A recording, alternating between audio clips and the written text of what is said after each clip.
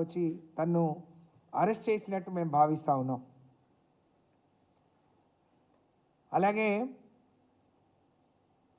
ఈ మద్యం పాలసీ ఏదైతే ఉందో 100 కోట్లు చేతులు మారినాయని చెప్తున్నారు. కానీ ఆ 100 కోట్లు ఎక్కడైనా ఆధారాలు చూపించారా? మీడియాకు లేకపోతే పేపర్ మీద పెట్టడం తప్ప దేనికైనా మీ దగ్గర రుజువు ఉందా అని చెప్పి మేము అడుగుతూ ఉన్నాం. ఢిల్లీ మద్యం పాలసీ మార్పు చేసి దాని ద్వారా మరి లబ్ధి పొందినని చెప్తున్నారు. దేశంలో అనేక పాలసీలు మారుస్తూ ఉంటారు. ఏ ప్రభుత్వం వాళ్ళకు నచ్చిన రీతిలో ప్రజలకు మేలైన పరిపాలన అందించే క్రమంలో అనేక పాలసీలు మరి తీసుకొస్తూ ఉంటారు. మన పక్కనే ఉన్న ఆంధ్రప్రదేశ్ కూడా మద్యం పాలసీ మార్చుకొని వాళ్ళు సొంతంగా వాళ్ళ లోకల్ మేడ్ని వాళ్ళు ప్రమోట్ చేసుకున్నారు. అలాగే ఢిల్లీలో కూడా వస్తున్న ఆదాయం కంటే ఎక్కువ ఆదాయం వస్తుంది అని వాళ్ళు పాలసీ మార్చుకున్నారు. మద్యం పాలసీకి దాని ద్వారా లబ్ధి పొందడానికి ఏమైనా సంబంధం ఉందా అని చెప్పి అడుగుతూ ఉన్నాం. వాళ్ళు పాలసీ మార్చుకుంటే ఏ ప్రభుత్వమైనా, నరేంద్ర మోడీ గారు కేంద్ర ప్రభుత్వం కూడా అనేక పాలసీలు మార్చుకుంది.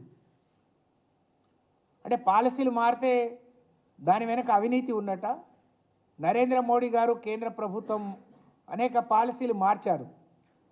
బొగ్గు పాలసీ మార్చారు, అనేక విషయాల్లో అన్ని పాలసీలు తీసుకొచ్చారు. అంటే అన్నిట్లో మీకు ముడుపులు వచ్చాయా?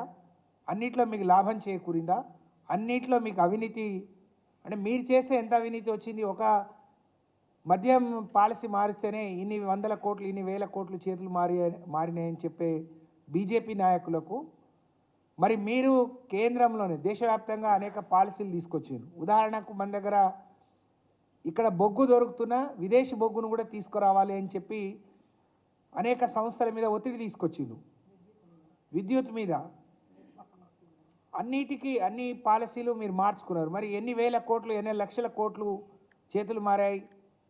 దాంట్లో మీ భాగం ఎంత? మీరు దోషులా? మిమ్మల్ని కూడా అరెస్ట్ చేయాలా? ఢిల్లీలో మద్యం పాలసీ మారితే కవిత గారిని అరెస్ట్ చేశారు. మరి దేశవ్యాప్తంగా మారిన పాలసీల్లో ప్రధానమంత్రిని అరెస్ట్ చేస్తారా? నరేంద్ర మోడీ గారిని మేము కూడా చెప్తాం, నరేంద్ర మోడీ గారికి 1000 కోట్లు 1,00,000 కోట్లు ఇచ్చామని. నరేంద్ర మోడీ గారిని అరెస్ట్ చేస్తారా? అంటే వ్యక్తులను బట్టి న్యాయం చట్టం మారుతుందా?